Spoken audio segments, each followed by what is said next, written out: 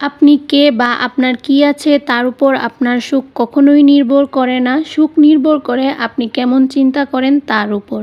আর আমরা মেয়ে মানুষরা তো সবসময় নিজের সুখকেই প্রাধান্য দিতে চেষ্টা করি। আসসালামু আলাইকুম, আমি জান্নাত। কাছে দূরে যে যেখান থেকে আমার আজকের ব্লগ ভিডিওটা দেখছেন, আশা করি সবাই ভালো আছেন। প্রায় অনেক দিন পর আপনাদের মাঝে আরও একটি নতুন ভিডিও নিয়ে হাজির হলাম। আশা করি আজকের ভিডিওটি ভালো লাগবে। যদি ভালো লাগে আমার ভিডিওর শেষ পর্যন্ত থেকে যাওয়ার অনুরোধ রইল। ইদানিং কয়দিন যাবৎ আমার পরীক্ষা চলছে, আর সাথে আমি পড়াশোনা নিয়ে অনেক সিরিয়াস হয়ে গেছি। তো সেই জন্য আপনাদের জান্নাত আপু এখন রেগুলার কোনো ব্লগ আপলোড করতে পারে না। তো প্রথমে আপনাদের কাছে সরি বলে নিচ্ছি। আমি ফার্স্টে বলিনি, এই ভিডিওগুলা আমার ঈদের 4-5 দিন পর থেকেই করা আর কি। তো সেগুলো আজকে আপনাদের সাথে শেয়ার করছি। সেদিন আমাদের বাসায় মেহমান আসবে, তো সেই জন্য আমি আগে দিয়ে আমাদের রুমটা গুছিয়ে নিচ্ছিলাম। আর আমাদের বাসায় আসবে আমার মেজো ফুপি আর আমার ফুফাতো বোনেরা। তো সেই জন্য আর কি আমি আমার রুমটা প্রথমেই গুছিয়ে নিলাম ফ্রেশ হওয়ার পর। আর আমরা সকালই জানতে পারলাম যে বাসায় মেহমান আসবে। তো এখানে আমার আম্মু পাস্তা রান্না করছিল সকালবেলা। তো আমরা দুই বোনকে পাস্তা দিয়ে দিচ্ছিল। আমরা সকালে নাস্তাটা করে নিচ্ছিলাম আর কি। সকালে নাস্তা করে নেওয়ার পর আমার আম্মু আবার বাজারে যাবে, বাজার থেকে কিছু সবজি তারপর মাছ মাংস নিয়ে আসবে আর কি। আর ঈদের পর তো সবার বাসায় বেশিরভাগ গরু মাংস খাওয়া হয়। তো এর মধ্যে আমরা কি রান্না করব সেটা নিয়ে মা মেয়ে চলে গেলাম রান্নাঘরে। আর এর মধ্যে কিন্তু আমার আম্মু বাজার থেকেও কিছু বাজার সদাই করে নিয়ে আসছিল। তো আমার আম্মু বাজার থেকে এখানে তেলাপিয়া মাছ নিয়ে আসছিল আর সবজি নিয়ে আসছিল। আর এইদিকেই তো আমার আম্মু এখন মাছগুলো একটু কাটাকাটি করে নিচ্ছিল। মাছগুলো রান্না করবে আর মেহমান আসার আগেই রান্না করার চেষ্টা করবে আমার আম্মু। তো সেজন্য আমার আম্মু এখানে মাছগুলা কেটে নিচ্ছিল। আর মাছগুলা কাটার পাশাপাশি আমি এখানে যে গরুর মাথার যে মাংস তারপর হাড়গুলা থাকে, তো ওইগুলা আমার আম্মু সিদ্ধ করে দিছিল। তো এখন আমি ওইগুলা পরিষ্কার করে নিচ্ছিলাম। তো আমি বাসায় থাকলে টুকটাক সাহায্য করার চেষ্টা করি। আর আমি আমার রুমটা গুছানোর পর সকালে নাস্তাও করে নিলাম, এখন ফ্রি ছিলাম। তখনই আম্মু বলছিল যে এখানে শুধু বসে না থেকে আমার সাথে কাজ করো। তো আমি এখানে আমার আম্মুকে সাহায্য করে দিচ্ছিলাম। আর অন্যদিকে হচ্ছে আমার ছোট বোনও আমার আম্মুকে যতটুকু পারে হেল্প করার চেষ্টা করছিল। তো এইদিকে আমরা দুই বোন মিলেই আম্মুকে সাহায্য করছিলাম। তো এখানে আমি ডাইনিং রুমে আসলাম, আসার পর দেখলাম একটু অগোছালো আছে, তো সেটাকে আমি পরিষ্কার করে নিচ্ছিলাম। আর যেহেতু এটা সামনের রুম, তো সামনের রুমেই সবার আগে কিন্তু মেহমান আসবে, এসেই কিন্তু দেখবে যে ঘরটা অগোছালো। তো সেই জন্য আমি চাচ্ছিলাম না এটা অগোছালো থাকুক। তো আমি এখানে আমাদের ডাইনিং স্পেসটা সুন্দর করে পরিষ্কার করে নিচ্ছিলাম। তো আমি এখানে পানি স্প্রে করে নিয়ে তারপরে একটা শুকনো কাপড় দিয়ে ভালোভাবে মুছে নিচ্ছিলাম।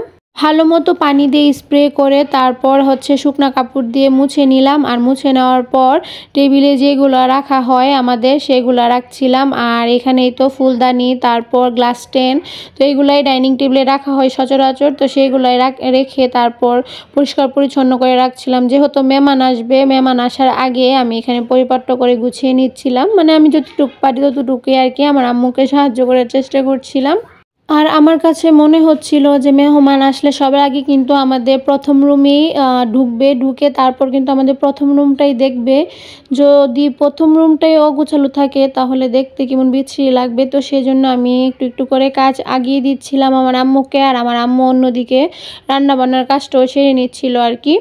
তো যারা আমার ভিডিওটা দেখছেন কিন্তু এখনও পর্যন্ত আমার চ্যানেলটা সাবস্ক্রাইব করেন না, জলদি করে আমার চ্যানেলটা সাবস্ক্রাইব করে আসবেন। আর আমার ভিডিওগুলো কেমন হচ্ছে সেটা জানাতে হলে কিন্তু আমার ভিডিওতে লাইক আর কমেন্টস করে আমার পাশে থাকতে হবে। কথা বলতে বলতে আপনাদের সাথে কিন্তু আমাদের মেহমানও চলে আসছিল। তো এই তো মেহমানরা চলে আসার পর এখানে মেহমানরা আমাদের জন্য কি আনছিল আর কি।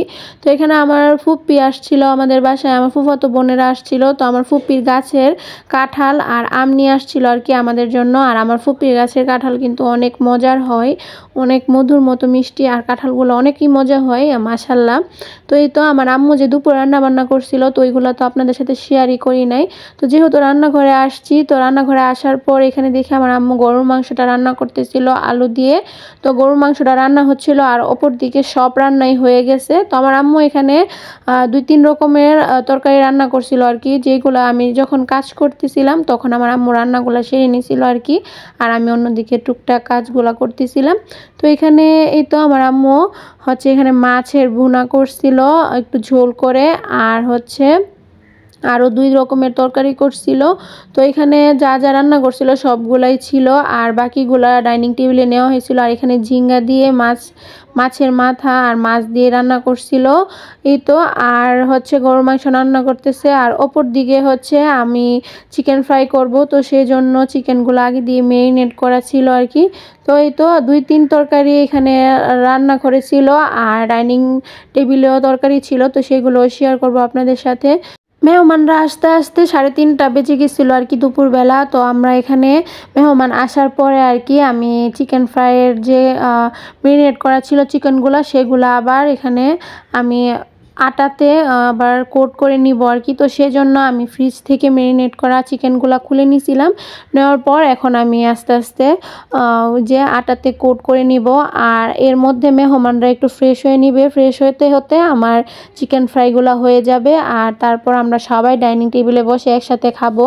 তো আমাদের মেহমান বলতে আমার মেজো ফুপ্পি, আমার ফুফাতো বোন, তো ওরা দুজনই আসছিল। তো আমি ভাবছিলাম যে আমার বোনের ভাইগনাটাও আসবে দুপুরবেলা, তো ও পরে বিকেলে আসছিল আর কি। তো মূলত ওর জন্যই আর কি আমার আম্মু বলতেছিল যে বাচ্চা মানুষ কি খাবে, তো ওর জন্যই মূলত চিকেন ফ্রাইগুলো করা হচ্ছিল।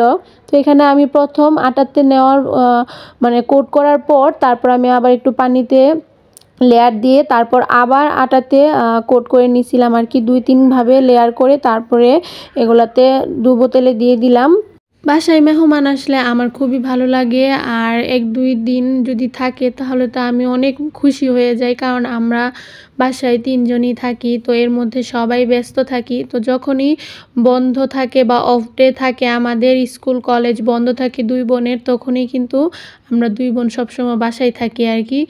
এর মধ্যে কিন্তু আমার আম্মু অনেক ব্যস্ত থাকে আমার ছোট বোনকে নিয়ে। তো যখন শুনলাম যে আমার ফুপ্পি আমার বোনেরা আসবে, তখন খুবই ভালো লাগছিল, আর ভাবতেছিলাম যে অনেকক্ষণ তাদের সাথে আড্ডা দিতে পারবো। তো এই তো কথা বলতে বলতে কিন্তু আমার চিকেন ফ্রাইগুলো আস্তে আস্তে ভাজাও হয়ে গেছিলো।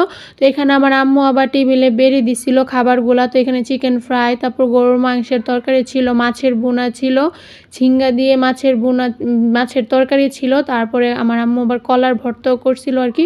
তো এই তো দুপুরে আমরা সবাই মিলে একসাথে খেয়ে নিব। আমরা 2 বোন যতটুকু পারছি আম্মুকে সাহায্য করছি, আর আমার আম্মু যতটুকু পারছে ততটুকুই মেহমান আপ্যায়ন করতে পারছে, আলহামদুলিল্লাহ।